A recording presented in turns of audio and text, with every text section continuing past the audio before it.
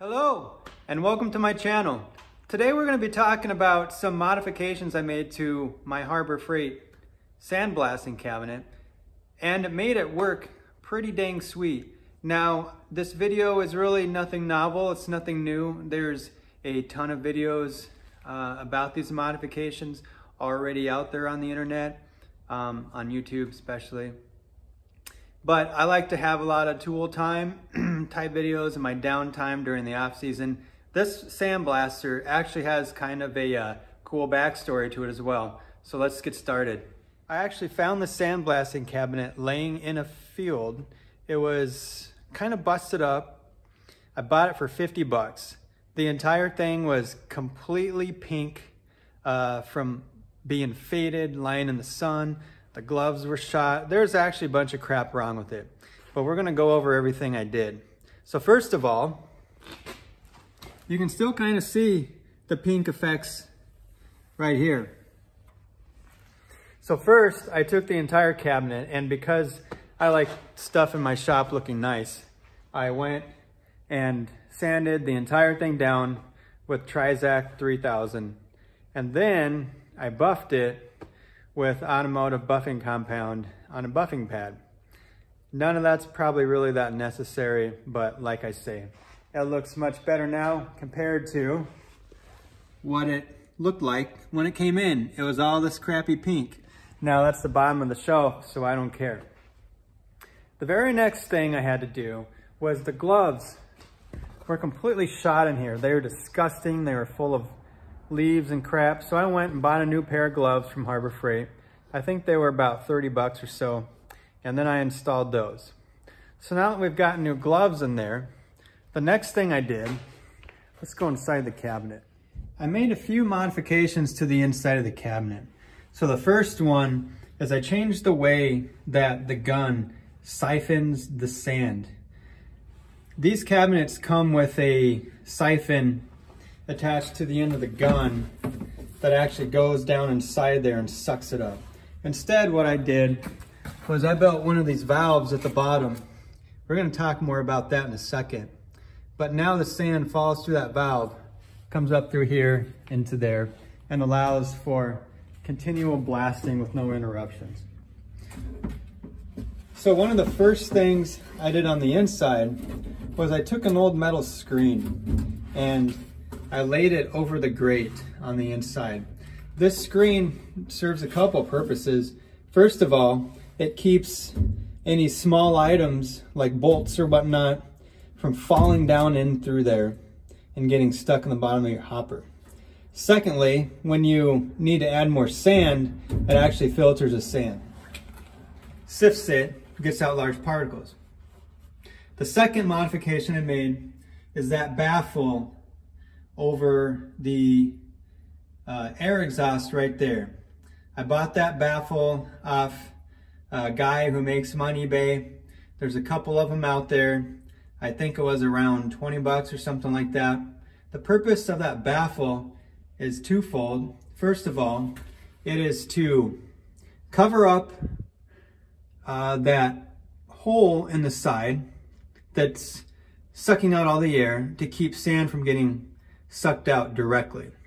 Secondly, you can see the baffle is aimed towards the bottom of the cabinet.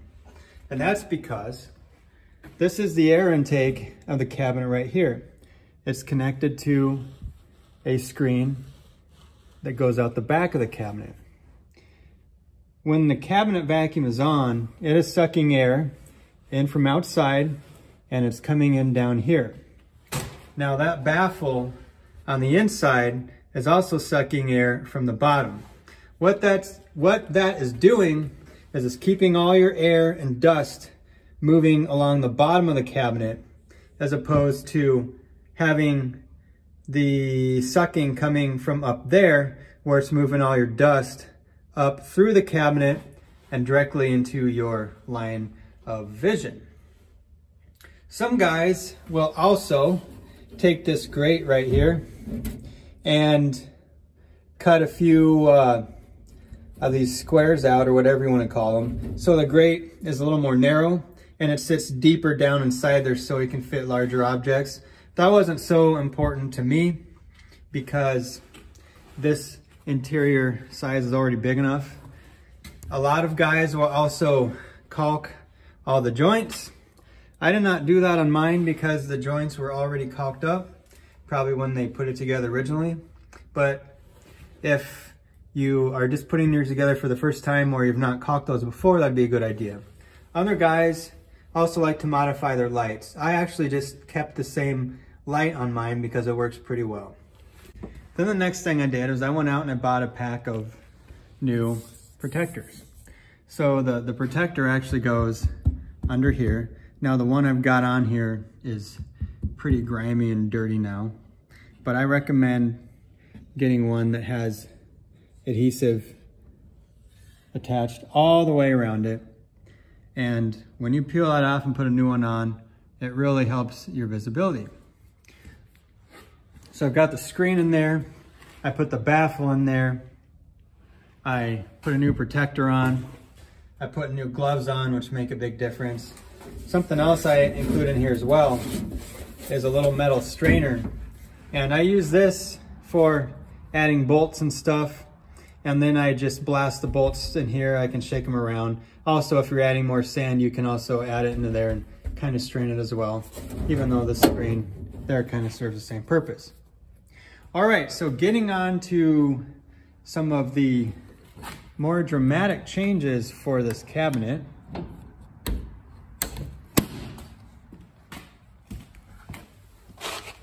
This is one of the biggest single improvements right here. It's this valve. And this is a metering valve. You can buy these on eBay for quite a lot of money actually. That's this exact type of thing. But here's the deal, guys. It's just homemade with common hardware components. And anyone can build these for relatively cheap. I built my metering valve here with everything you see for 28 bucks. And I've got a list of all the parts. And I'm gonna put that list of parts in the comments. But real quickly, what I can tell you is this is some electrical conduit. And I think it's 1 inch. And I'll include some steel frames in here as well. This door opens and folds down. I drilled a hole through it with a hole saw. And the top of the conduit screws down into this piece of conduit right here and locks it onto there. Just like the steel frame that you see right now. Then this is a 1 inch galvanized T. Beneath the T, I put a 1 inch galvanized plug. And the purpose of this plug allows you to unscrew that. You can put a cup or bowl or something under there and catch all your media to drain it out of the blaster cabinet. Then this is a 1 inch galvanized coupler. I tapped and threaded an NPT thread valve into here so I could open this to allow air to go in there. Now, if you need to drill and tap this and it's an NPT thread, keep in mind the NPT National Pipe threads are different than your standard taps in your tap and die set, if you got one. So if you're tapping for one of these valves here, you got to make sure that you're using an actual NPT tap. Now, I think this was like a 3/8 or something. I don't remember for sure. I actually keep it all the way open because I found that full air makes it run the best. And then I put a reducer on here. And on that reducer, there's then a brass nipple, a barbed brass nipple that goes into there. And then I took a piece of tubing. This is 1/2 inch inside diameter by 3/4 inch outside diameter braided tubing. It's actually similar to this stuff here, just this stuff is a little thinner for something else, but same stuff. I just got it from the hardware store. Then I drilled a 1-inch hole through there with a hole saw, and I took a 3/4 inch grommet. It was 3/4 inch inside diameter, and it was a 1-inch outside diameter. I put that grommet through the side, pushed this tube through there, and then the end of that feed tube connects to the end of the gun right there.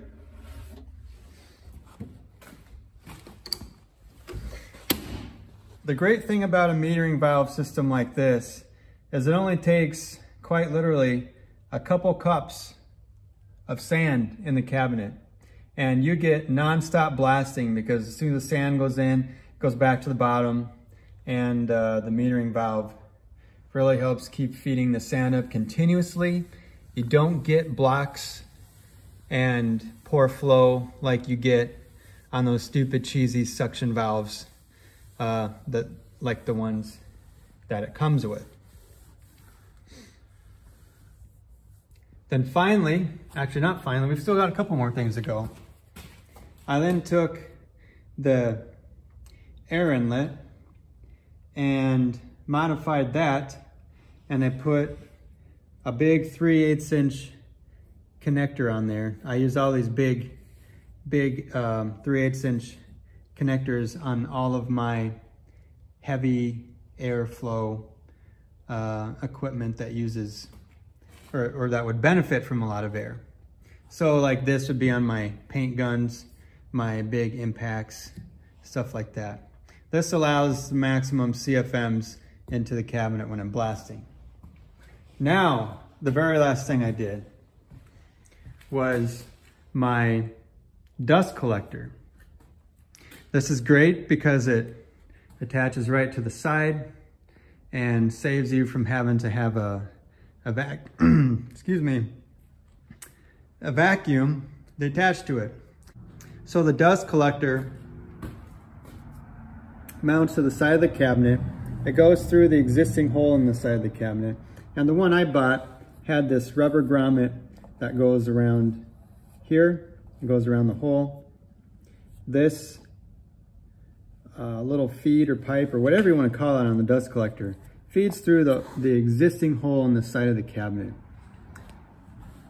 The dust collector comes with its own mount right here. I did have to screw that to the side of the cabinet. And then this dust collector has a door at the bottom that captures any media that gets in there. On the back side of here, it has this, which is something that taps against a large filter on the inside and kind of knocks the loose media off it.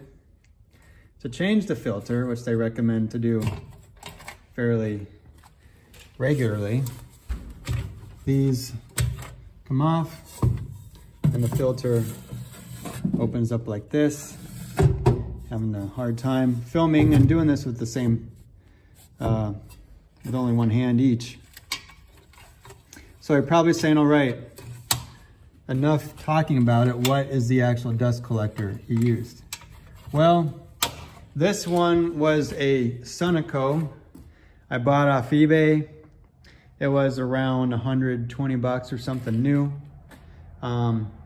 It's not actually available on there anymore, but there's a bunch of different dust collectors like this. I know you can get, Harbor Freight has some as well. If you go online and just look for dust collector, you'll find them. The one thing I don't like about it, this is my only complaint about it, is it's quite loud. Listen to this.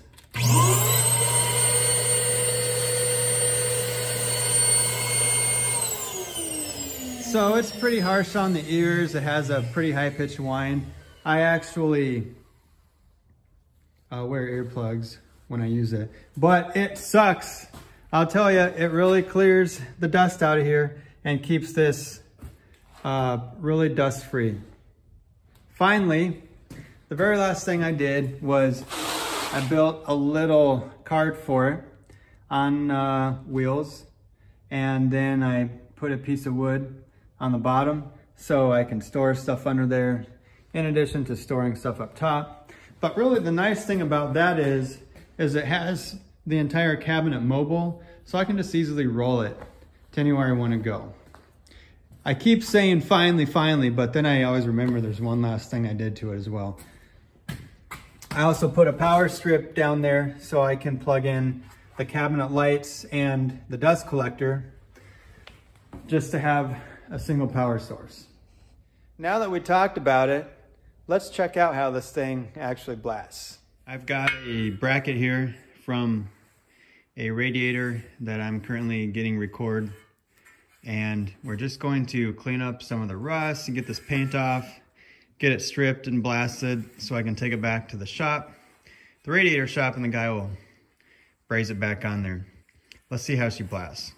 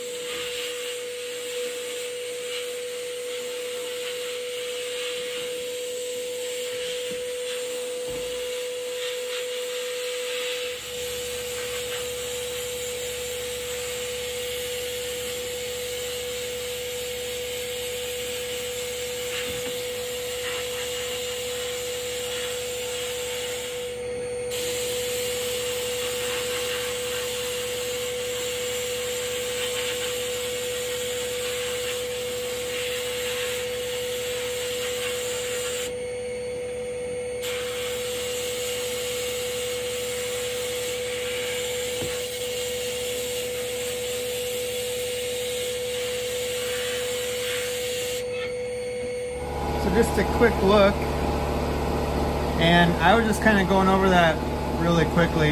I'll actually do this a little better, but you can see it's pretty effective at how it blasts. Really strips it down fast. Of course, this paint was coming off here real easily.